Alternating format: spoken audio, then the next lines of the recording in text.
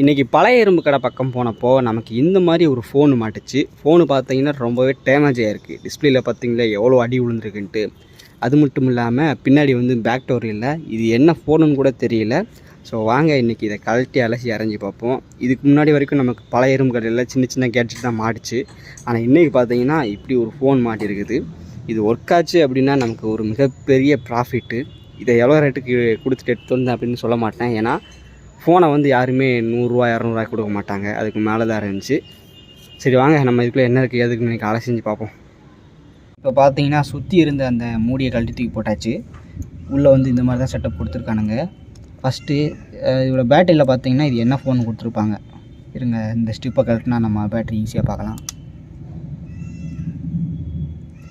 என்ன உள்ளே உடஞ்சி போய் கிடக்குது இங்கே பார்த்தீங்களா.